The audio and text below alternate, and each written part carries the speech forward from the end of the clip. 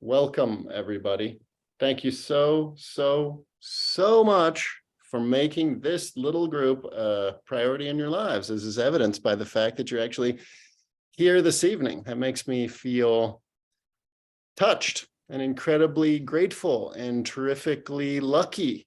It is not every day that you get to see some of your old friends, some of your new friends, and everybody is linked by one important thing, which is the Dharma. And as you know, because I always say it every week, the Dharma is the most important thing in the world.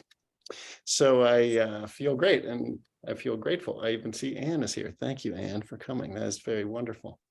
I thought I would let's start in the normal way, because that's what's most important. And this is a Dharma group after all. So please relax in this very instant, recognizing to the best of your ability the innate primordial nature of your own mind.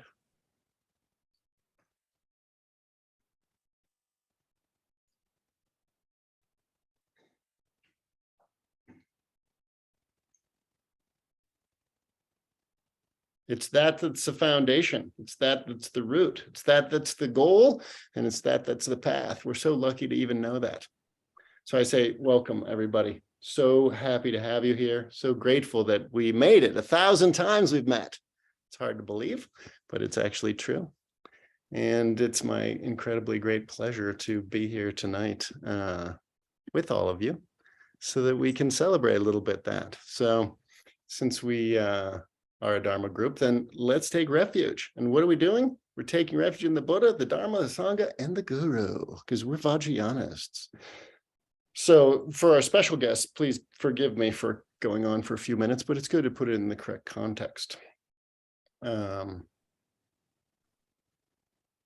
we take refuge outwardly to the Buddha, but also inwardly to the Buddha nature, which is what the Buddha actualized. And that's what made Buddhism happen. That's what made the Buddha. And that's what will make all of us Buddhas too. So thinking like that, think or say, I take refuge in the Buddha.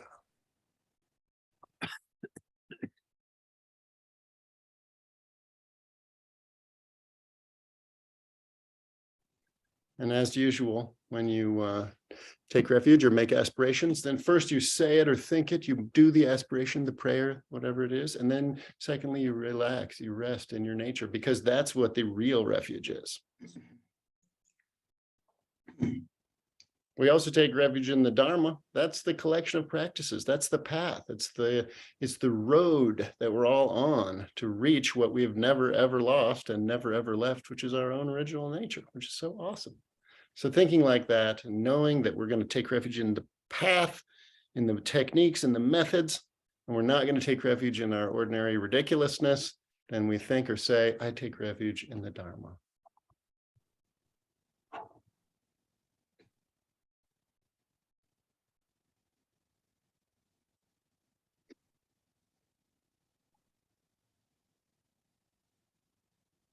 Our community growing all the time. In fact, we really have been growing, which is very beautiful. And many of you are here today, and I'm so grateful that you could be. That's the Sangha. And it's not just this Sangha. In fact, it's all the Buddhist Sanghas. And it's not just all the Buddhist Sanghas. It's everybody on a spiritual path. And it's not just people on a spiritual path. It's in fact all beings. We are all on the same side of the table because we all want the same thing, which is freedom, happiness, liberation. And so in that way, think, I take refuge in the Sangha.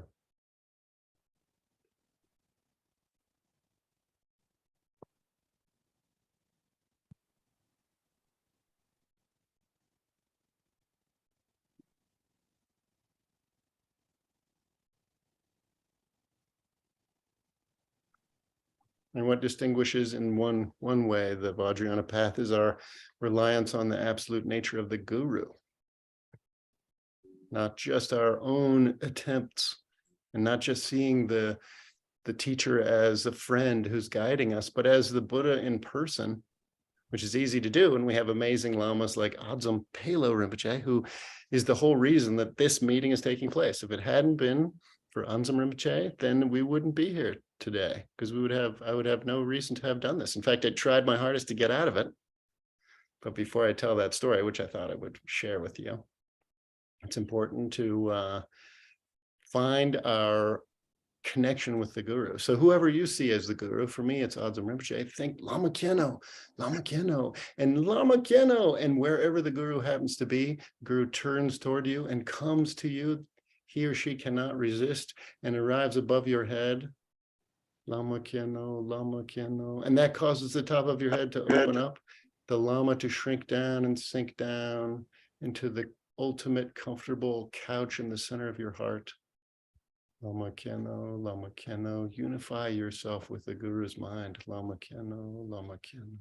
Lama Keno, the Guru grows to be the same size as you and you fade out and it's only the Guru. Lama Keno.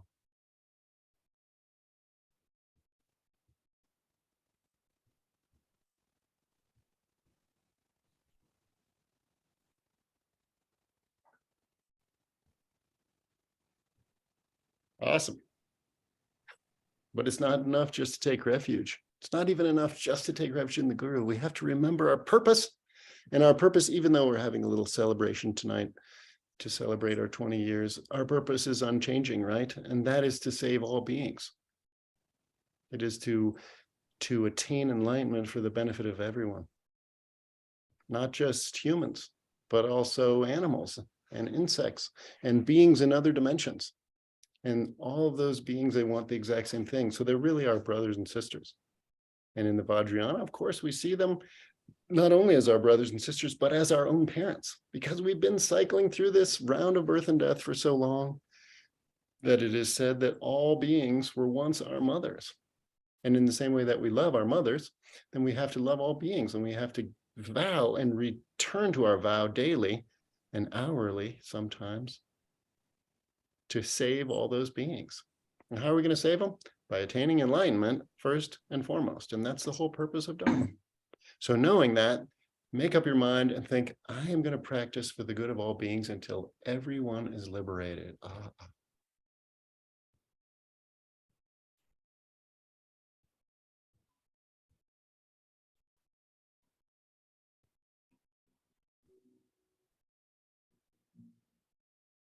That's very important, as you know, all you budding bodhisattvas, and some of you might be real live bodhisattvas, which is pretty cool. And finally, let's make up our minds. We're going to make progress tonight. We're going to feel more enthused. We're going to feel more confident about the path we're on. We're going to feel more excited about our practice. I was just today reading something from one of my teachers, Lama Wangdu, who's 88 this year and still kicking butt. And he said, when you wake up, you should imagine that the dakas and dakinis are playing the bells and drums, and that wakes you up and you feel very excited about practice. I thought that was very, very funny that he said it that way, and that's how we should look at it. Hey, we woke up in the morning and we got another opportunity to recognize who we really are and to bring that forth and act from that place to benefit everyone. What a cool idea, right? Pretty awesome. So make up your mind right now. I'm going to make progress tonight, right on this very seat.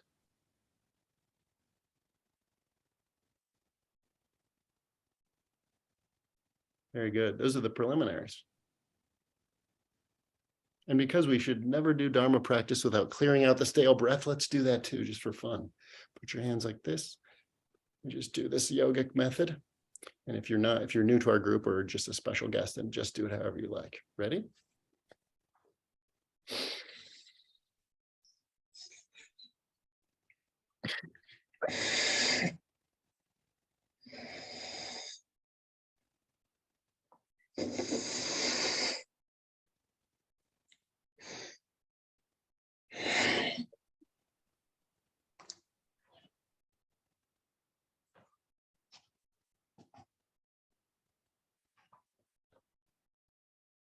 Awesome. Now, here we are. We're ready. All of you are here, and I'm so grateful to have you. I'm just taking a quick look and saying, hello, everybody. So nice to see all of you. We've got some special guests tonight, and it is so much my pleasure to welcome them. And they have agreed to give a little few minutes of talking and maybe even answer one or two questions if you have any. And since ladies should always be first, Anne Klein is here with us. This is not just Anne Klein. This is Professor Anne Klein. And it's not just Professor Anne Klein. It's Lama Professor Ultimate Guru Dakini Anne Klein, who is here to visit with us. And since I said I would say the story of how this little silly group started, I will do that because Anne was personally present. And actually, it's even earlier than that, because I was in this very house when I used to have a landline. Remember those? And the phone rang one evening and I picked it up and it was Anne, who I had never met before. I was kind of like, oh, wow, I can't believe you're calling. And she said, hey, I'm flying into Denver when Anzum Rinpoche is flying in. This was in 2000. I think it was 2000. And could you meet us at the airport, because his flight gets in a little before mine does, and he won't know exactly where to go and stuff. I said, of course, that would be my pleasure. And I'd heard about Rinpoche from a few friends, especially from Eric Drew, who's also here with us. And so I started to feel very excited, and I went to the airport and I met Rinpoche at the gate. That was before 9/11, when you could still go to the gate. And then Anne showed up, and we got to connect. And he was here to go and perform a retreat down at Taramandala in Pagosa Springs.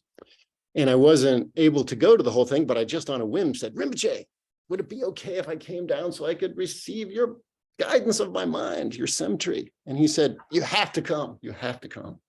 I was like, okay. So I went. And I did go. And that's like a very amazing story that I'll save for another time. But Anne very kindly translated at that time. And I made such an incredibly strong connection with Rinpoche. He gave me a new name and all kinds of crazy stuff happened. It was really quite moving. It was a very powerful moment for me. And I also got to connect with Anne, and we've been kind of friends ever since then. And I'm so grateful that she was willing to make time in her very busy schedule to be here. She's not just a professor at Rice University, but she also leads the Dawn Mountain Sangha and is constantly in retreat if she's not performing activities for the benefit of all beings. She's like quite an amazing woman. So it's special that she's here. So a few years after I originally met Rinpoche, I had a little interview, because one of the very most amazing features of Rinpoche's way of sharing the Dharma is that he tries to meet with every single person individually at every retreat, which is unique, I think. So I had my little meeting, and at the end of my meeting, I left, and as I was shutting the door, or ushering in the next person, who happened to be Tom Nelson, actually, who's also here, and said, hold on a second, Rinpoche has to ask you something. So I went back in and I said, yes. And he said, you're from Denver, right? Which he pronounces in its true pronunciation, Denba. And I said, oh yeah, I'm from Denver. He said, I think you should start a center there. And I was like, Rinpoche, that's a terrible idea. I have no qualifications. I'm not prepared to do that. And I put my hands together and I said, Rinpoche, please don't ask me to do that. And Anne translated that. And then Rinpoche laughed, and Anne laughed and said, Rinpoche is not asking. I thought that was a very excellent thing. I think about it all the time. And that was what led to this. So out of incredible gratitude, I have followed Rinpoche's request to hold this little group together. And it's been very good and very fun. So since Anne is here, I will turn the camera over to her, and we can hear what she would like to say. Thank you so much, Anne, for being here. I know you're busy, and I really appreciate it.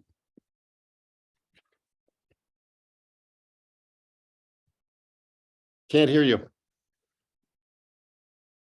Yeah, it's lovely to reminisce and go back to that day. I was so worried. Would you get there in time? As we had never met, I didn't know you. Yeah. Would it work? Rinpoche needs, and it was such a tremendous relief to see you were there with your full energy, ready to carry everything everywhere it needed to go. And, you were a tremendous help, actually. And then, of course, gradually to get to know you. And now I'd forgotten many of the details that you mentioned right now. But when you bring it forward, I do remember saying, he's not asking. Mm. Somehow I felt that by then, I had I don't know, incorporated enough of Rinpoche's way of doing things, because I was usually translating these one-on-ones. Mm. I guess I felt maybe presumptuously authorized to interpret Rinpoche, which actually I pretty much never do. So it's quite interesting that moment. And, I just whenever I talk with Joe, he's always telling me how wonderful you all are, what a wonderful group you are, how happy it is, the different things that you're doing, the pagoda that you're building, the medicine, the pills, the practices that you're doing, how you're all happy. And that's really nice. It's kind of amazing, and so 1,000 times, that's a kind of a holy number. And when you asked me would I come, I just felt, well, of course, I would like to say, congratulations. Congratulations, 20 years. It's a wonderful thing. Just from one word from Rinpoche, and you go 20 years, and may it be another 20 and 20 and 20 and 20, right? It's very beautiful the way you talk about Buddha, Dharma, Sangha, the Guru, the true nature, the liberation that is already present, but maybe not totally accessed yet. And that we do this for all our mothers throughout space. I love it when Rinpoche says that. I love it. There's a very beautiful song. Maybe some of you know, Manam Katanyambe Simchin Tamja. Just, as vast as space are living beings who are my mothers. And I just love it, because just saying that, maybe even just hearing it, the Tibetan practices are so skillful. Just like that, your mind is vast as the sky, without anybody saying you should make your mind as vast as the sky. May all beings throughout space be happy, and may I further their happiness and the causes of happiness, and yay, let's do it. Like you said, tonight. Why not tonight? Why not at any moment? I love that you said that. That's so lovely. We really are incredibly fortunate to have encountered Rinpoche. Those of us who've met him in person, those of us who've met him through Joe, through people who knew him. It just feels like he does transmit something that just kind of comes out of you after that a little bit. They like to say, like not even like the firefly to the sun, but still a little bit of light, just because he's so powerful, comes through. I hope, and I bet you all feel it too. So it's a wonderful thing to come together. We had some wonderful times after that, at least twice, I think, although I mainly remember one time when Rinpoche came to your house. That very house you're still in, is that right? Yeah, this place. I've been in that house. You sure have. You spent the night here. That's right. With Rinpoche, and it was Jitama must have been there. She was there, yeah. Yeah, and it was just, Joe, he's never-ending enthusiasm, which is just wonderful. And that's how you were when Rinpoche was there, and every time I've ever met you. Of course, all we ever discuss when we connect is something about Rinpoche. But it was just, it was a wonderful moment. I think we had a day or two to be there and to meet some of you at that time. I'm sure he's very happy knowing that this is unfolding, and that it's part of his mosaic. This Dzogchen Yintik is a word that he's wanting to use more and more now. And, we're all sisters sanghas, brothers, sisters sanghas, all of us who are Azur Rinpoche sanghas. It's really very beautiful. I mean, as he did with you, Joe, there were a few other people. He said, why don't you? And they're still doing it. That's how powerful a moment's request from Rinpoche is. He asked me to translate something. I've been working on this particular thing, I don't know, 12 years or something. Just chug. You can't work it on. So when Rinpoche says something, we really try to do it. because we believe, we know that he knows that something positive is, it's possible for something positive to unfold. And especially he just looks at us all as, it's kind of what you said, you know, future Buddhas, Buddhas in the making, Buddhas in the blooming. And I don't know if you've heard me tell this story before, and I won't actually tell it, except to say that the very first time I met Rinpoche, which was a great pivotal event in my life, obviously, the Sami Chimpuk on a pilgrimage. It was a pilgrimage that we'd put together to go to the holy places of the Longchen Nyingtik. And, you know, we met Jigme Lingpa, and it was just it was truly overwhelming, beyond overwhelming. And once, you know, we sort of settled down and he started to see people one by one. He offered immediately to see people one by one. Amazing. There were hundreds, if not 1,000. The monks up in the, you know, who are in caves in retreat came down singing. There's a beautiful song, Calling the Lama. Video of it somewhere. They're singing this yearning for the Lama, and others, nuns and others, were camped all around. He was teaching Yeshe Lama to the longtime retreatants.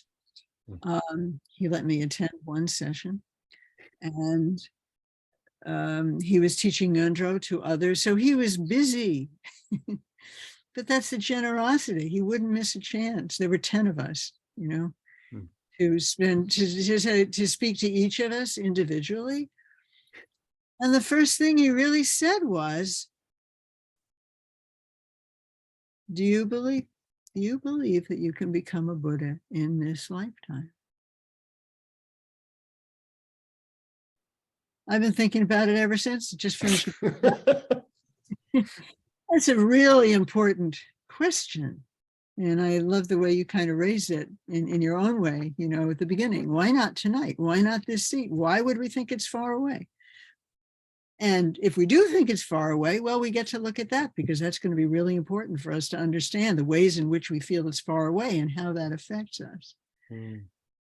So he's, you know, ever since, and then the 2 years later, we were able to, at his request, invite him. And then that started that in 99 and still going. It's amazing. And really, even Rinpoche has remarked, because he kind of knows, you know, somebody, I can't remember, somebody turned up somewhere who hadn't been around for years and years and years.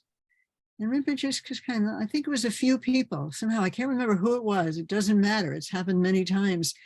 And Rinpoche just kind of looked around, looked at his monks and said, look at these Americans, you know, we haven't met in whatever it was, 10 years at that time. And they're still fire on fire, right? We're still on fire because he's given us fire. So really, I just want to say how wonderful. Keep it going. Any ways that we can help each other, that's great. And two things, you know, the Amitabha Festival is going on right now. And we got some recordings actually from it.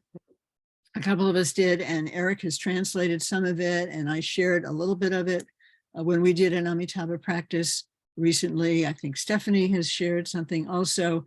And we're going to do an Amitabha practice on February 5th, Sunday. It's I believe it's the last day of the festival, and you're all invited. And while we chat, I'll put a link up, or else I'll let you know, Joe, and you can let people know. Please do. It's just to join in, because there are, I haven't heard a number, I don't know if Eric has, but in past years, there have been tens of thousands, to put it modestly, people gathering for this particular one is 3 weeks. To gather and turn the whole world. It's called the evocation of the Amitabha Pure Land. To make this world a pure land of Amitabha, which means that we are all Amitabhas. And there's a very simple prayer that Rinpoche selected many years ago that we sing with them, because they also use this prayer.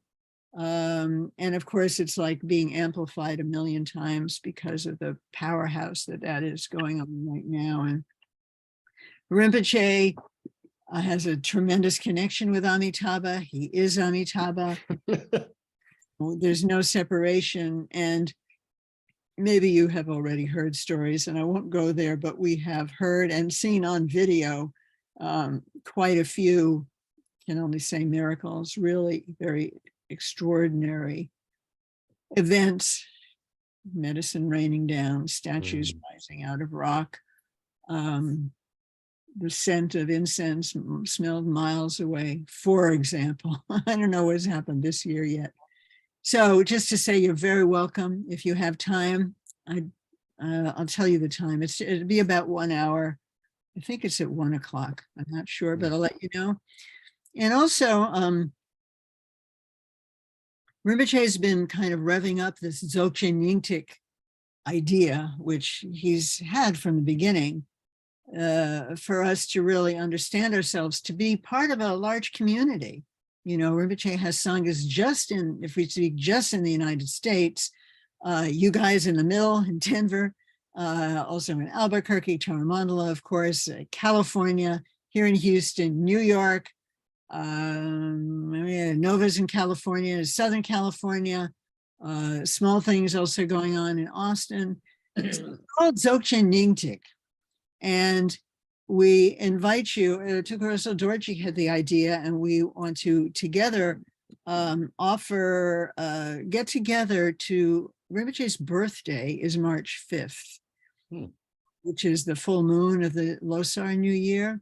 And so he had the idea that we all come together and do the vine, the precious vine, long life prayer for Rinpoche. And I don't think we figured out, it'll be on March 5th. I don't know the time right now, but please get revved up.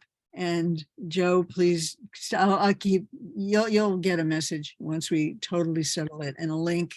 And I just really hope that you all can come, and we will all sing together and pray for Rinpoche and the success of all of our, you know, sanghas. So. Absolutely. Thank you so much, Anne. Really appreciate it. And I didn't say this in the beginning, but it's really Anne personally who is the reason that Rinpoche has connected with us. If she hadn't met him in Tibet and hadn't been open and willing and the amazing Dakini that she is, then Rinpoche probably wouldn't have come to America in the same way. He wouldn't have come to this house. He wouldn't have blessed all of us, and it would be a very different life. So thank you personally for that, Anne. And thanks for being here tonight. Really appreciate it. Very kind. One question, I want to ask one question. Any word now that China's opening up a little bit after COVID about Rinpoche coming here? Any chance? Oh, we have to say and feel and hope that there's a chance. Okay.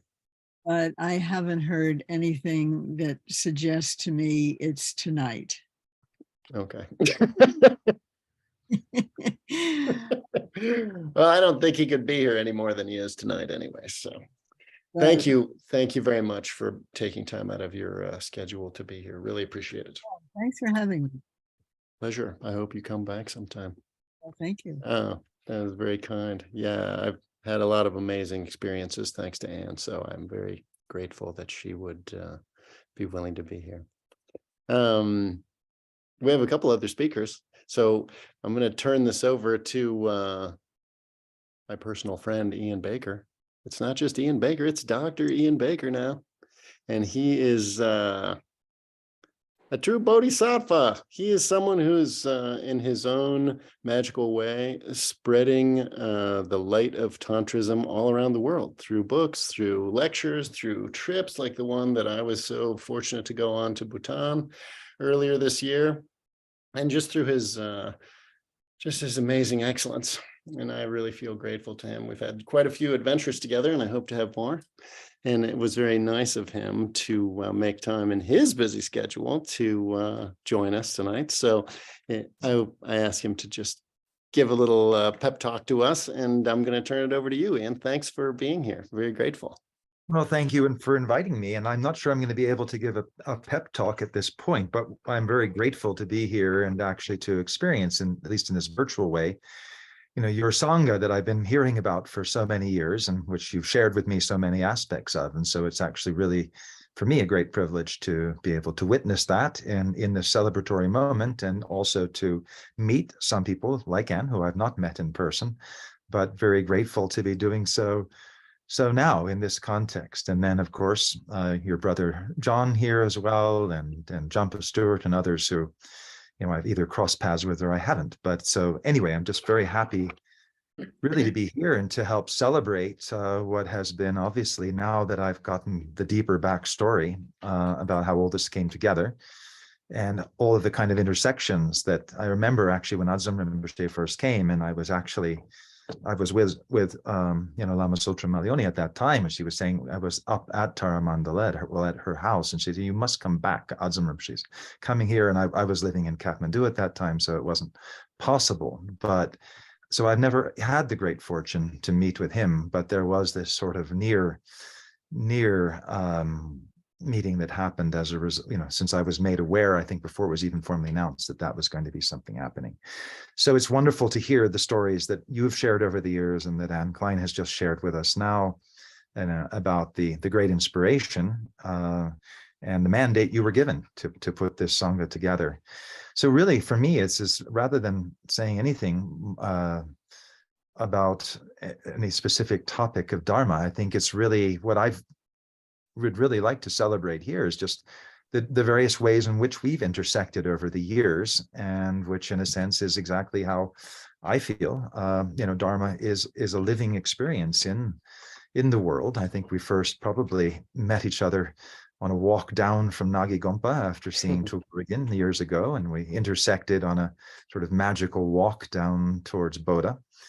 And then I think it was years later where you appeared with your brother John, and we met at the Monsoon Restaurant in Rangoon for a magical week of adventures in Burmese alchemy, meeting with various Buddhist adepts and mercury drinkers. So, again, sort of magical mystery tour that's sort of taken us in different contexts from the Tibetan world to the Burmese world. And then I think, and then staying with you up in Denver, and then our encounter, and then another encounter in Amsterdam, and then Thailand. And then, of course, as you just mentioned, most recently in the context of this Vajrayana Buddhism conference, which you also spoke at, and the kind of wonderful adventures that were built around that.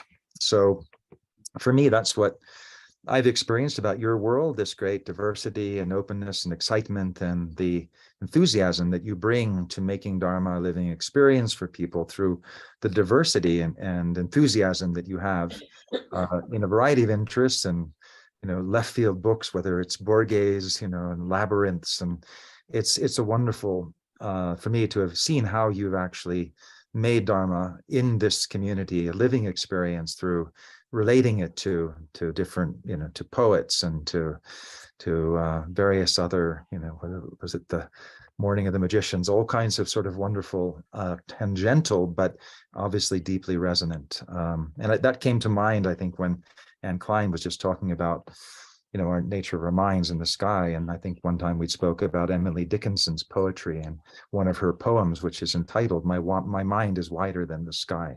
And so this is what's why I think so wonderful, is to be able to see these essentially upadeshas and aphorisms that come sometimes in the most unexpected of places. And another, in that context, to dwell in possibility, which of course is another one of those wonderful lines from her poetry. And then things that I think resonate for us, in the West, and that we can see such deep parallels with in the Tibetan tradition that we're all practicing within. So I think that's something I think we've shared. I think, shared that when you shared with me your book of poems, for which you forced me into writing an introduction on haiku, which was wonderful for me because I learned a lot about, the art of haiku and the process of doing that. So, and I think that's the beauty of it, bringing attention to our everyday experience, and finding in those unexpected moments the gift of just what attention yields, and all of the kind of hidden aspects, if you will, of our existence that suddenly come to the forefront when we kind of give it that kind of compassionate attention that the Dharma teaches us to do with everything that arises. even when it might seem to be something from completely different. So really, that's all I wanted to share in, or feel that I think is appropriate to share perhaps in this context. But unless there was something that, because you suggested that, oh, it could just be questions and answers, but if there was something that anybody was interested in that I might have some perspective on, I'd be very happy to address that. But otherwise, I'm very excited to hear what other people have to say. And again, I really just wanted to celebrate my friendship with you and my knowing of you and the wonderful intersections over the years that has led to, and all the adventures that are still in wait. Thank you, Ian. Very kind of you to be here, and nice of you to say that. Yeah, Ian and I have been friends since that walk down from Nagi Gompa in that must have been 1995. That's a long time ago. And since then, we've been running around like DNA, running across each other. We might even see each other next month in Thailand. You never know. Does anybody have a question for Ian? It's a rare opportunity to have captured him for a few minutes. And if you'd like to ask something, you're certainly welcome. I don't know if you can see these questions, so I'll just, okay. Yeah, somebody's asking, hold on, I see part of it. If I'm asking on another book now. Yeah, not exactly, but there are some possibilities in the works. But yeah, after the Tibetan Yoga Principles and Practices book, I think the next one is actually beginning to address what I think if any of you are familiar with that book, what I tried to do was to kind of bring a kind of cross-cultural perspective to the 6 yogas in particular, and particularly to the embodied physical practices. That's actually how it started in the Tantric Buddhist tradition. But then looking in particular at the 6 yogas, but looking at them perhaps from a kind of more diverse perspective than they'd been perhaps addressed before in either an academic or a popular context. So I'm still very, very interested in that, and looking at the common ground between what we see at the heart of the Vajrayana tradition and what we see even before perhaps it went through its Tibetan iteration, crossing the Himalayas. So I'm very interested in the early sources of Vajrayana, and also the kind of cross-cultural contact that had along the Silk Road, perhaps. If we think of Udayana in the foothills of the Hindu Kush as being the place, the geographical locus of where Vajrayana, one of the locuses in which it emerged, of course, Bengal as well, then it's very interesting when we look at the early Greek presences there, the presences of a Dionysian cult in Swat Valley, even at the time that Alexander went there. So I'm more and more interested in what's still sort of hidden in those exchanges, deep exchanges of mystery traditions, if you will, between the ancient Aegean world and the Western world, essentially, and the Indic world of the Indo-Tibetan traditions. I think that might help over time, when more comes to light with that, to understand really on a deeper level the role of the archetypes, the role of the creation phases and the completion phase practices, and really the mystery that lies even beyond wisdom. So that's, if there's a book emerging, that's at least what I'm thinking about. And just in that context, I maybe mentioned that Dr. Nida Chanangsang and I are, share that interest, because of course he lives south of Rome, between Rome and Pompeii. So this is a place that sort of interests him because of what he sees, emerging from really the archaeological records of Pompeii, in particular now with his interest in Karma Mudra. But he and I will be leading a 2-week trip in Greece at the end of May. And if anybody was interested in that, it's going to be basically a Chulen retreat, but it is actually also a pilgrimage, and it will end in Delphi. And it is particularly looking at some of the common ground between the Tantric Buddhist traditions and the mystery traditions of Greece. So it's kind of an exploratory trip in that way, but it will also be one very much working with the Chulen tradition and its overlap with the elixir traditions of Greek medicine. Fascinating. I can say that any trip Ian runs is definitely worth going on. I mean, We had an amazing time in Bhutan on many different levels, and I'm sure the Greek trip will be incredible too. How do people get information about this trip if they were interested? Yeah, I would say, and that's also relates to, the question about a book, is Dr. Nita and I had sort of, after our experience with the Vajrayana conference in Bhutan and with the conference tour that we organized, which Joe was instrumental in for those 2 weeks, he initiated, actually said, let's do something that's called the Vajra Path, which begins to look at how Vajrayana can actually manifest in dialogue with contemporary culture, with Western culture. Of course, this is already ongoing, but this is a way of very consciously making that, as it were, the intention. So we've just finished the first inaugural retreat of the Vajra Path, which was with Siring Chudin, who's a yogini from Bhutan, who just offered a five wisdom dakini retreat based upon 2 texts of Jamyang Kongtrul Rinpoche that were kind of brought together by Jamyang Kongtrul himself. And it's a very powerful tradition, practice working with the 5 wisdom dakinis. We just finished that. She will, however, be continuing that every Saturday now, bringing people through the practice. We just did the translation of the text, and it was very interesting because, so that's going to be ongoing. And there's now a Facebook page just called the Vajra Path, and there's also an Instagram account called the Vajra Path. So as these trips and online retreats and opportunities become available, we'll be posting them there. So if anybody is interested in finding out more about the trip in Greece, which is called Eros, Ecstasy, and Elixirs, or Eros, Ecstasy, and Gnosis, they can simply write to the Vajra Path at gmail.com.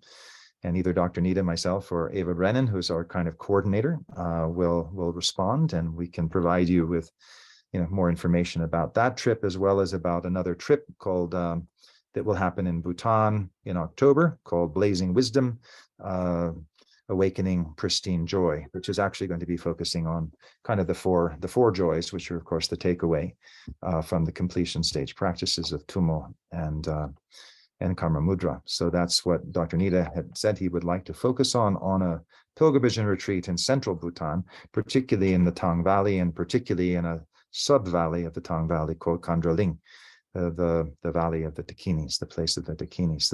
So if people are interested in either of those 2 trips, they're more than welcome to write to us, and we'll give you more information. And there you go. Wonderful.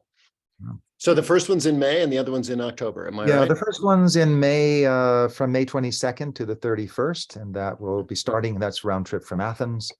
We go up to Tsukmerka, Meteora, and it ends in Delphi, at the wonderful, and then the caves above Delphi are less known, but they're connected more with the Dionysian and Corsican nymph, or there was an oracular cave there connected even with Pan. So we're very into, so we will be doing practices in those places. And as I said, it's very much based on a Chulen transmission as well. So I'll be meeting with Dr. Nita first in Italy, and the 3 of us will be traveling over to Greece, carrying a lot of Chulen with us, because he said, if I carry it all, he said he's concerned if he carries it all, he'll have trouble at customs in Athens. So he said, you have to come here first, and we'll carry it all with us. So it'll be, I think, it basically takes its inspiration, and that was really his thought, is that, as we know, above the temple of Apollo at Delphi is part of it says, know thyself. And so the know thyself is also, of course, very fundamental, not only to Dharma, to knowing our own original nature, but it's also fundamental to the Tibetan medical tradition, because it's the whole idea of the diagnosis is to actually know our own condition, and to know how practice also has to be sometimes as individuated as medicine does. And so that's certainly the orientation that he wants to bring to this tradition in Greece, which will begin with that sense of looking at how we come into Dharma and where our particular needs are, and so that will be kind of the adventure, as it were, of going through the Chulen practices, connected in particular, this case, with the 5 elements. And Wow. at the same time with the archetypes as they manifest for us at some of these ancient sites. Wow, that sounds amazing. So yeah, the Vajrapath at Gmail will get you more information, or you can find them on Facebook. Thank you very much. That sounds exciting and super cool. And Dr. Neat is an amazing guy too. So yeah, if anybody's interested, we can talk more about that if you have questions, and I'm sure we can put you directly in touch with Ian if you have questions for him. Thank you so much. Thank you so much, man. Really appreciate it for being here and taking time to bless our little group with your presence. Thank you. Well, thank you for inviting me into the Sangha. So Pleasure. You're welcome anytime. We're sitting every Tuesday. We got 1,000 times behind us and hopefully another 1,000 in front. If we could pull that off, that'd be hilarious. Joe will be an old man by then. That sounds hilarious. So anyway, thank you very much. Appreciate it very, very deeply. Yeah. I want to just say that if you do have a chance to go on one of these trips that Ian organizes, is for sure worth it. I had a really mind-blowing time in Bhutan, and that was because of Ian's great knowledge about how to organize groups and how to bring people together in a way that everybody gets to shine. It was really fun, and it was also very moving in a deep way. So I am personally grateful to Ian on many fronts, and hopefully we'll have him back here. And maybe we'll meet you in one of these excellent places you're going to be. So thank you. Wow, we've even got one more person. Can you believe that? Thank you for posting that. And next up is, I don't even know how to introduce this guy. He's so unique, is Eric Drew. You hear, if you're part of our group, then you hear me quote Eric and talk about Eric all the time because he's an accomplished practitioner. That's all we can say. He also, I had the incredible good fortune to spend more than a month with him in China and then in Kham a few years ago. And during that time, he was very generous in telling Mona and I most of his life story. And his life story is film worthy. I don't know what to say. The most interesting life story of anyone I've ever even heard of, much less heard directly from the participant. He has been involved in the Dharma since he was a young boy, and what can I say? He's living. Yeah, thanks, Anne. Thank you for being here. Be well. He's amazing. Eric's amazing. He's a real yogi, and I'm impressed and pleased and grateful that he was willing to be here. So without attempting to embarrass him any further, I will turn it over to you. And Eric, if you want to turn on your camera and you have that ability, you're certainly welcome. And if not, that is I don't have enough bandwidth. Okay, no problem, but the floor is yours. I'm here in the county jail in Mobile, Alabama. Joe, can you give me bail? Just joking. I know, that's wonderful. Tashidelic, Tashidelic, Tashidelic. See, you get the triple Tashidelic. Why? 1,000 times. Wow. See, that's 1,000 Buddhas of the fortunate Aeon, the Bhadrakalpa. That's amazing. See, it's all about the auspiciousness. Why is it auspicious? So many reasons. The guru who ignited all of it, that's so auspicious at the beginning. You see, the recipient ignited that, also auspicious. You see, devoted. You see, it's all auspicious, Tashidelic. It's the chain reaction of loving interdependence. You see, it's ongoing. See, so it's Tashidelic, yes. It's auspicious. It's delicious. See, it's multicolored. It's sparkling, chashi, many colors. It's like the full spectrum of all those delicious colors magnetize us. Well, they're all flashing. That's chashi. That means the interdependence is hot and really clean, and it's working, and we're feeling fresh and inspired. You see, so it's tashidelic. See, after 1,000 times, it didn't become tedious and sort of morbid and you're sort of just stuck there. No, it became more of the good qualities flourishing. See, Tashidelic, more love, more devotion. So it's all Tashidelic. Yeah, Tashidelic chain reactions. Why do we repeat them? Because it's Tashidelic chain reactions. It goes deeper, it gets better, wider, more loving, more insightful, more sparkly, more inspired. Yeah, more bindu happening. You know, more juicy, more ras, a lot more ras happening. So it's celebration. Actually, after 1,000, it's always a celebration. No sermon, just a celebration. Because it's wonderful. Wonderful guru, wonderful sangha, wonderful blossoming of the internal bodhicitta. Fantastic. See, nobody ever regrets turning in, right? Nangba, Buddhists actually don't use that word. It's going in. Nangba means insider, going in, right? So going in to your potential, nobody ever regrets that. It's only auspicious. So the more you do that, the more auspicious. And that's why this is a celebration, isn't it? Celebrating Joe. Yes. Here's to Joe. Wait a sec. I need to grab my, thank you. Here's the lineage, right? Say cheers, one of the lineage. I drink. Here's the cheers to Jimmy Lingpa.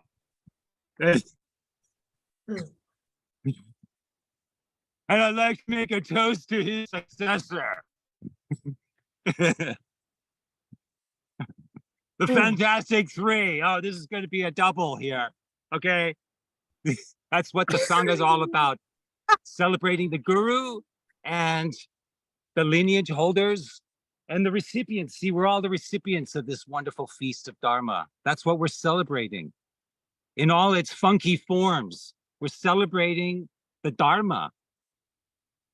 Yeah, motivated by this incredible bodhicitta, you know. By the way, it's the season of bodhicitta, just like Lama Ann was just telling us about Rinpoche, you know, our precious guru. At this moment, on fire. It's the season of love. It's Amitabha season. Miracles happen at this time. 1 year there was flowers growing in frozen trees that don't have flowers in the middle of winter, that kind of thing. Amazing things. So they're on fire, and that's the season right now. So that's what's happening. And that's all part of the celebration. See, we're celebrating that. Dechin Barwa, great blazing bliss. This is a very important feature, actually, of the Usam Yingtik, especially the Yingtik, is this whole Dechin Barwa, great blazing bliss. Actually, it's a unique feature. I've only actually ever heard this from Adzam Pelo Rinpoche. Is this emphasis on the deity is powered up by Dechin Barwa, great blazing bliss. Your activities are powered up by great blazing bliss. Typically, when he starts a journey on a car going somewhere, the Rinpoche and Jetsuma will sing Dechin Barwa. That's the first thing they'll sing. You see, to invoke that blissful. It's a joyous thing. It's a celebratory. Where there's love and joy, you've got maximum power. Then you've got maximum interest. You got maximum engagement. What you love, you're intoxicated by, you see? And if you love it, you're going to become one with it. So Dechin Barwa is the preeminent, the most spectacular way to enhance everything. That's why we have celebration. That's why this is a celebration. We're celebrating exactly that. You see, the flourishing, the blossoming of bodhicitta, Dechin Barwa, great bliss. If you observe, you're not the same person you were years ago. If you scrutinize it, you'll see the effect of Dharma, you know, touching in 24/7, having that permeate your life. The nectar of the Dharma, there's a change, you see? And we celebrate that. Yeah, another toast. 1,000 times.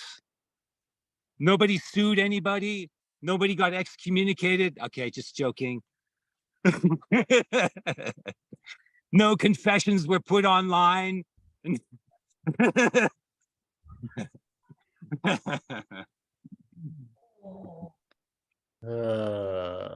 Thank you, Eric. Thank you very much. Appreciate you taking time out of your, Eric's on retreat right now. And he's not actually in jail at this moment. He is on retreat in Hawaii. No, I'm in the jail of samsara, man. And Joe, that's why I'm here. I'm in the jail of samsara. I have a feeling Eric is the jailer of samsara, not in jail himself. If anyone, since you have a captive audience, You're my only hope. If you have any questions you'd like to ask Eric, now is very much the time. I will Ask encourage questions, please, because I don't even have a one-man sangha here. It's just me. It's like the one-man sangha. I'm part of Kunzang Ling. That's the Hawaii branch of Dzogchen Yingtik. It's the Hawaii branch. And actually, our precious Rinpoche named it Kunzang Ling. Kunzang Ling. There you go. Kunzang Ling. Yeah, Kunzang means all good. It's all good. So it's all actually Ossian, Tuku Ossian and I are the only ones who represent it really here. Yeah. And we have a joke with amongst ourselves about that. You know, it's like Kunzang, all good. Oh yeah, it's all good, you know. No board meetings, you know, no overhead, no problems. You know? It's all good. Kunzang Ling, okay? Welcome to Kunzang Ling. Perfect. No problem. It's paradise here. It really is. You should come sometime and do retreat. It's a perfect place to do Dzogchen. There you go. You're all invited to descend Ling. upon Eric. Oh no, Thank no, you. it's all good. You can go anywhere. It's all good. Well, well, in spite of a little bit of a disrupted connection at times, we got to be blessed by Eric being here.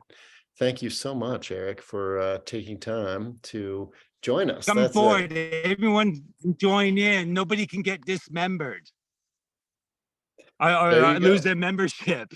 Or it's for life. Don't worry.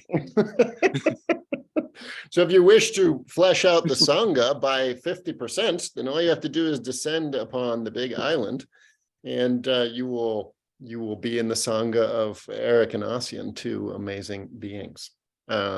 If anybody has a question, here comes a question, Eric. I'm going to read it. What advice do you have for a relative newbie Dzogchen practitioner going into a 1-week solo retreat? Would you like to answer that question, Eric, or anything? Look at the sky and ask, who am I? There you go, Dan. Better write those instructions down. It's a combo Dzogchen Ramana Maharishi retreat that Eric is recommending. Anything else, Eric, on that front for Dan or for any of us who are going to enter into a small retreat? Total devotion will melt you down into the ocean of your true nature, which is shared by all. There you go, some pith instructions. Since we got them on the line, anybody else, any other questions? All right. Eric, thank you very much. I'm putting my poems together. Thank you so much. Thank you, everybody. Very grateful to have you here. Eric has really been a guiding light in my life for many, many years. I've known him forever. And not only through Anzum Rinpoche's Sangha, but also Gangchen Rinpoche's Sangha and many other teachers who he has so incredibly brilliantly translated for. time after time. So thank you, Eric. Please drop in on us again anytime you wish. You are Time always after welcome. time. You are more than welcome. Well, thank you. Time after time. Thank you. The clock is ticking. Dayton Barwa, everybody. Great blazing bliss. There you go. Great blazing bliss. And here was an example of great blazing bliss coming right from Eric in Hawaii for you guys. So see, there you go. Thank you, Eric, very much. Let's see. That's because I'm a bodhicitta ho, yo. Okay. Now we have a couple people who are here in the very, very early days of this Chuniling Denver Dzogchen group. And when this group first started, I got called back in, and as I said, and Rinpoche forced me to do this, and I was trying to figure out how to get out of it. I left that room, I went into the bathroom, and I was thinking to myself, how can I not do this? I don't want to do this. This sounds terrifying. And at the same time felt that there was probably no choice in it. So I was kind of struggling like this. And my idea was, if I just didn't say anything, then maybe it would just pass and it wouldn't occur. So I left the bathroom, and who was just coming out of the room, having just seen Rinpoche, but Tom Nelson, who you guys know as the full Tom Nelson. And Tom said, "Hey, are you Joe Wagner?" And I said, "Yeah." And he said, "I hear we're starting a Sangha in Denver," which was the real beginning. And it's because of Tom that this group got actually going so quickly. And so I asked Tom if he wouldn't mind saying something. And if he is willing, then I'm going to turn it over to Tom to just say hello to us, since we never get to hear from the full Tom Nelson. Tom? Joe. I just want to say how grateful I am that you did what you were asked to do, and you led this group, you're leading this group, and created the Sangha. You are the most intrepid person that I know in terms of seeking out greatest masters and receiving teachings. And I appreciate your generosity in teaching what you've learned from all these teachers. So just want to say thank you very much. You're a great bodhisattva. No, you're very kind. And although I'm far from being a bodhisattva, I do love you and the rest of the members of our group. So thank you, Tom, for being here, and for being here all these years. Tom is, talk about intrepid. Tom is an amazing dude, and we're lucky to have him in our Sangha. I mean, one of the Trilcore exercises that we perform is named after him. I mean, what could be more auspicious than that? Thank you, Tom. That was thanks to Karen. That's true. Actually, Karen, you want to say something? Because Karen just announced to me this evening that she has been in our group for 15 years. That's a long time. And Karen, would you like to say anything? Well, I think I'm being put on the spot here, but I'll just say something that it's been I don't know, just a true inspiration to be part of this group for 15 years. I walked into it having no idea what I was getting into. And I just thought, oh, it's just going to be this little meditation group, and not knowing that, oh, I'm going to end up being a Buddhist. What the hell? I hadn't planned on that. But anyway, it's been just, I don't know, inspirational, a pleasure, it's changed my life.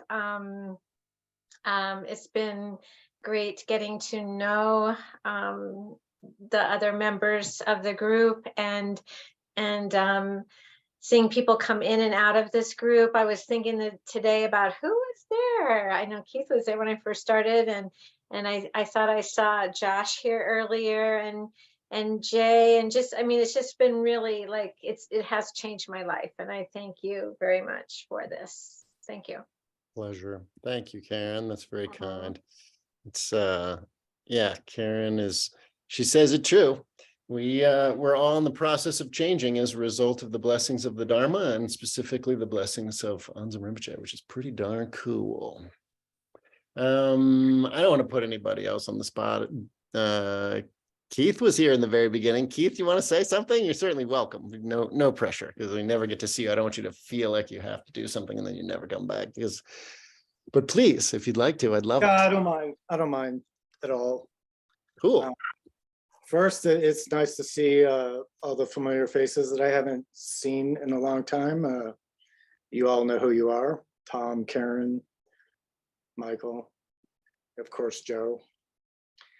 Yeah, myself, I had no idea that I would become a Buddhist after walking into that open house in 1999 and meeting Joe Wagner. And I'm grateful for his introduction to Azam Rinpoche and all his encouragement in my meditation practice and all those things. And it's really fortunate that we all, I think, have this place, you know, and that we all have come to know Mr. Wagner.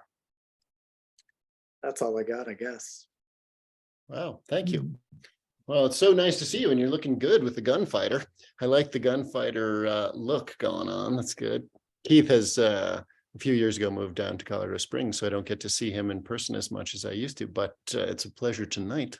And he just sent me a message, I don't know, a month or two ago saying, I'm still practicing all the time. So it made me really happy. And so keep it up, Keith, and keep it up, all of you guys. Yeah. I chatted with Jampa, and I thought maybe Jampa would say something, since we met actually at an Adzam Rinpoche retreat, and that must have been about 2003, 2004, something like that. It was a long time ago. So Jampa, any chance you would say something? Yeah, I mean, gosh, I've got a few tough acts to follow. I was just remembering something triggered it. We were just talking about where back in 1974, it was in the fall, and I was closing my bookshop. I owned a bookshop, and I had to close it, and I had to be out of the bookshop by the morning. It was the last day of the month, and I had a couple of friends helping me load these boxes of books up from the basement, the dusty basement. And I met this one guy. He looked like Allen Ginsberg, you know, with hair coming out in every direction. And halfway up the stairs, he turned to me, he looked at me, and he said, I can't wait till the last son of a bitch gets enlightened so I can get the hell out of here. I thought, wow, that's one of the most honest expressions of the Bodhisattva vow that I've ever heard. It's tiring. When you think about it, all sentient beings, how many lifetimes do we need to come back to do that? It can be a little disheartening to do that, you know, to keep up that enthusiasm. Oh boy. And so I'm just really grateful.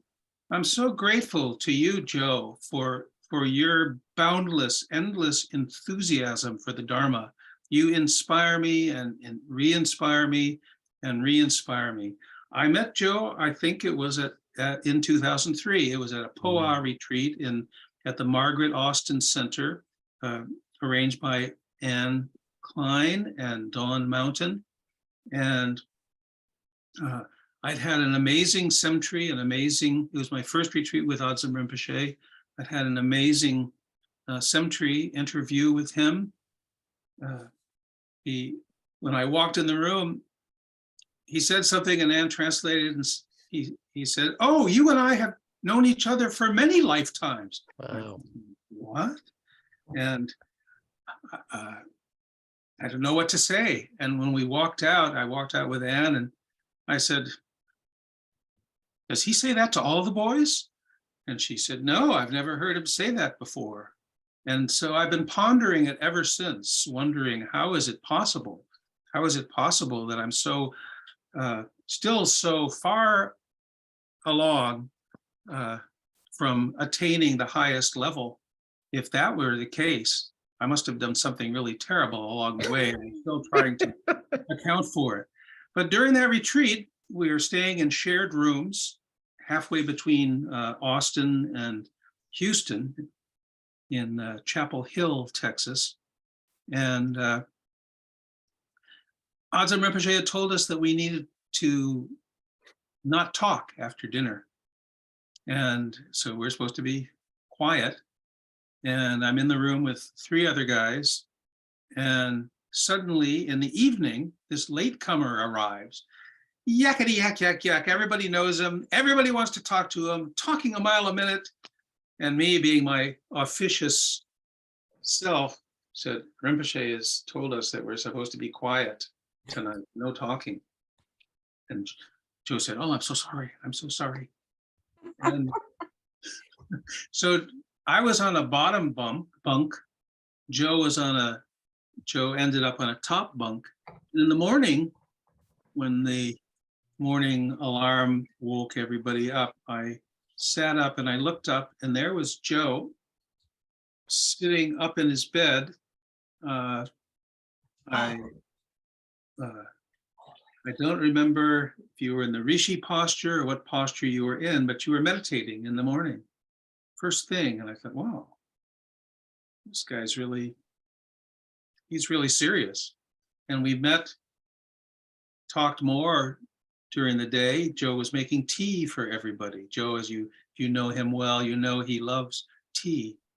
And I am a big fan of tea as well. So we started talking about tea.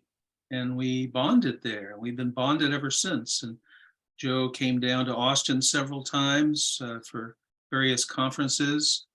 He visited me several times. He stayed at my place. I invited him to speak on Douglas Harding's On Having No Head at my place. And his pointing out instructions are as powerful as any Lama that I've ever heard.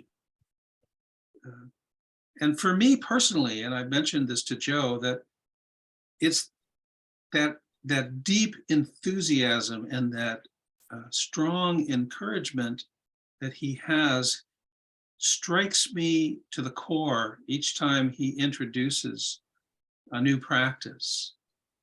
It's total sincerity and it's total depth, and really as strong as any Lama that I've studied with, really. Joe is a great Lama. He's a great teacher as well, you know, and we're all fortunate to study with him.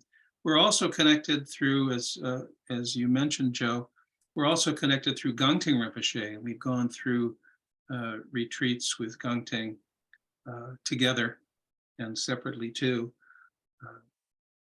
It's just, don't know what else to say except for that practicing the Dharma is challenging. It's not easy. In Bhutan, and Joe was the one who introduced to me the idea of this retreat that was happening in Bhutan. And I was fortunately able to go. So we got to experience that together. That was because of Joe's inspiration. And very, very powerful, very, very powerful time. And Joe gave a wonderful, wonderful talk at the Vajrayana conference. And there's something else that I was going to say, Joe, but I'm just really grateful to know you. You're one of my best friends in the world. You're my constant encouragement in the Dharma. We're all fortunate for your efforts, for your continued effort. It's not easy every week, 1,000 times over 20 years, 1,000 meetings. It's just amazing. It's just incredible. So I'll just say thank you. Thank you, Joseph Wagner. Thank you for feeding and strengthening and keeping this group alive and being an inspiration to all of us in terms of our possibilities of attaining Buddhahood. Thank you.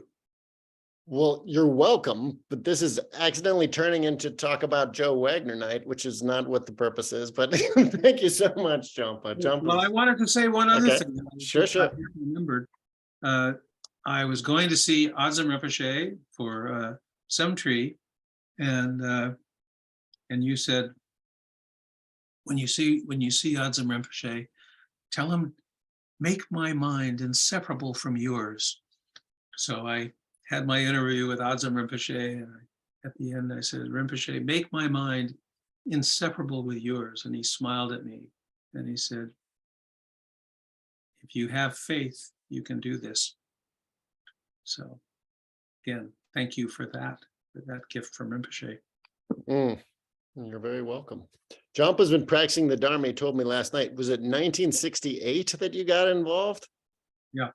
1968. I myself was born in 1969. So Jampa is one of our senior members, and we're grateful to have him here.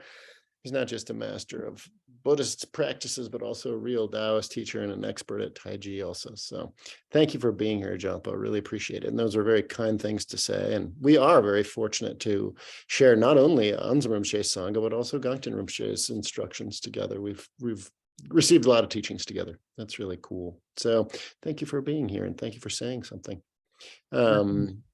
If anybody else would like to say something, I hate to call on you. So if there's anyone who would like to share, you're certainly more than welcome, more than welcome. But certainly nobody needs to. We have all kinds of people in our Sangha. And the thing that brings us together is a mutual distaste for samsara, a shared vow to help all beings and to take them as far as we can, and a love of the Dharma. And that is the thing that really matters. I was thinking about this last night, and it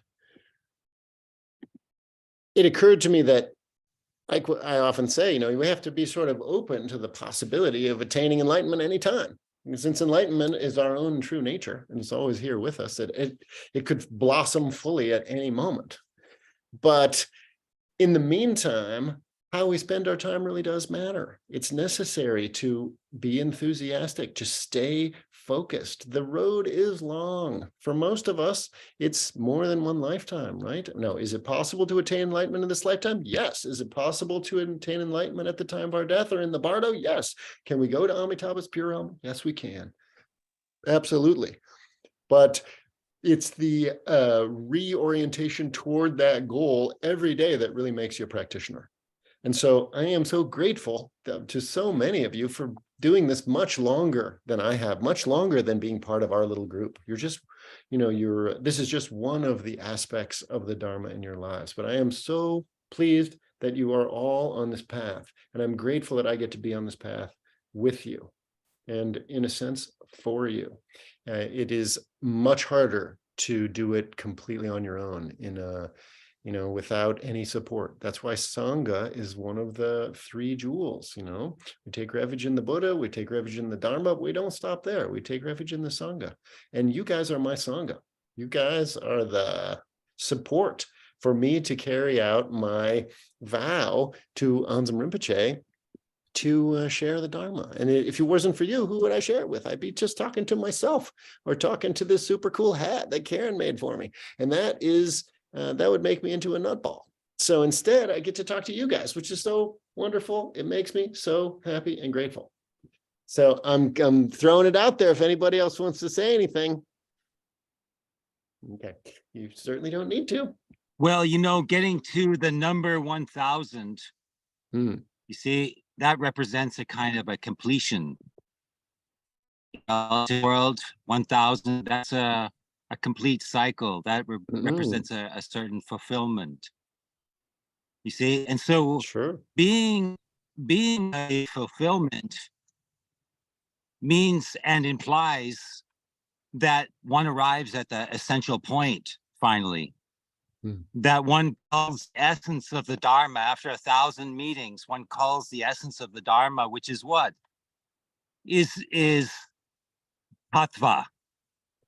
You see, suchness, dekona, suchness as it is. So one arrives at the pinnacle of all the yanas, which is Ati Yoga. Ati Yoga has one single concern, has one single focus, one single samaya. And that is intrinsic awareness, rikpa. That's all. You see, that's what one arrives at. There's no more techniques, no more strategies, no more methodologies. Then no more time either. One puts aside time even. You see, there's only one point left. Suchness as it is. You see, that's what you comment. That's the culminate. That's the yingtik. That's the Dzogchen yingtik. That's the exact point right there. On the spot. On the spot means in terms of time and space and actuality, it means that singularity of the present moment, which is complete in itself because this single moment contains all the universes. Therefore, it's the great completion. You see, so the ultimate point that you arrive at is remain simply in that without any kind of strategy, contrivance, time strategy, good or bad, nothing. Dispense with all of it. That's the final point of that. Tashidelek, Tashidelek, Tashidelek. You know, I got a prank call from Adzim Rinpoche, actually. It was very funny. I flew in from Chengdu to Denver just before I met you, Joe, a couple of years ago. Like, I think it was 2018. You know, I flew in. I got this prank call at Denver airport. Rinpoche called my number and he only said three things. He said, Tashidelek, Tashidelek, Tashidelek, ha ha, and he hung up. He just hung up. He just hung up. That's so awesome. So Tashidelek, Tashidelek, Tashidelek. That's awesome. Thank you, Eric. Wow, we even got a teaching from Eric. That's excellent. Thank you. Thank you, Eric. And that really is the point. I felt when Adzim Rinpoche asked me to do this, I was thinking about, well, what do I know about? Well, I hardly know about anything, but I did receive something from Tulku Urgyen that I'm trying to keep alive. And it's just what Eric's talking about. And now all of you who are part of our group have also received that through the blessings of all the great lineage masters and just by being part of this group. So do what Eric says and don't be apart from that. Keep it extremely simple. Bring your Rigpa to the fore and live in that presence all the time. That's the whole purpose of this. And that is the actual path. That is the goal. And it is also the fruition. So we get to do them all together, which makes our path simple and very powerful. So I think with that, we should probably sign off unless anybody else wants to say anything. It is my incredibly great pleasure to be part of this group and to be allowed to shoot my mouth off every week. And thank you so much for being part of it. And those of you who we haven't seen for a while, please come back. Please come back. It is, it happens every week, as you know, and it's even going to happen when I'm on my little trip because the time change, I think, will allow that no problem.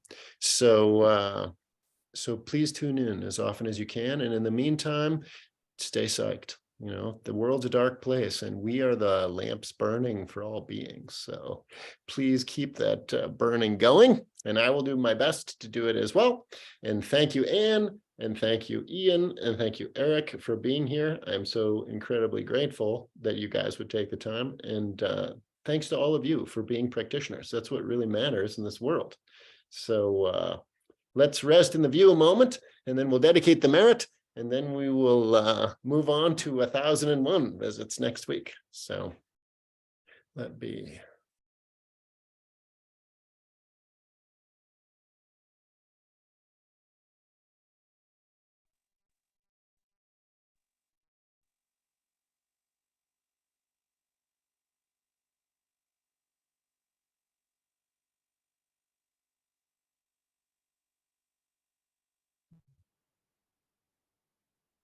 By this merit, may all attain omniscience, having defeated the enemy, wrongdoing, from the stormy waves of birth, old age, sickness, and death, from the ocean of samsara, may I free all beings.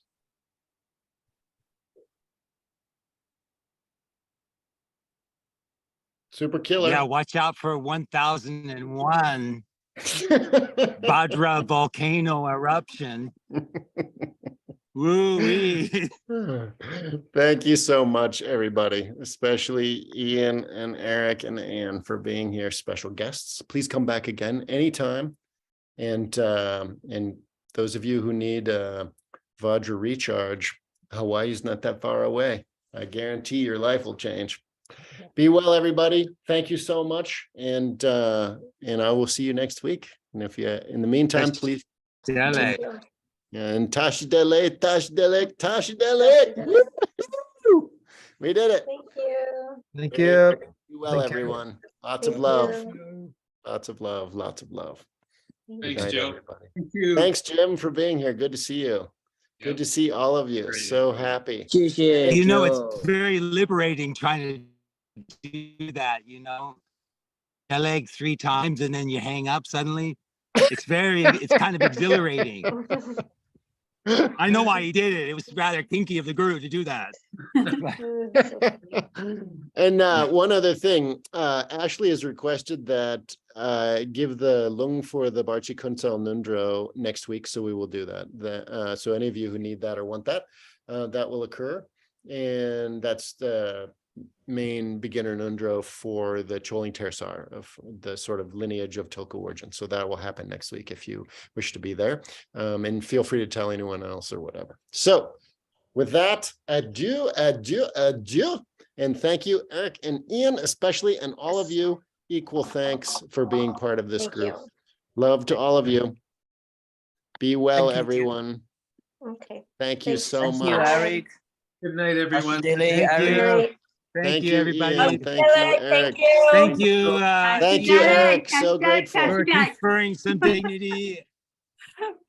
Be well, everyone. Eric, be well. Eric.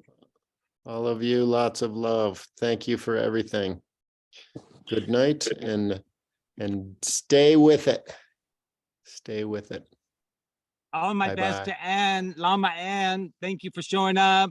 Thank you. Yeah, that was cool. Man. Wonderful, wonderful teaching. Yeah. Good to hear Thank your you voice, Eric Good to hear your Tashi Dele Eric Tashdele, Tashi Delek.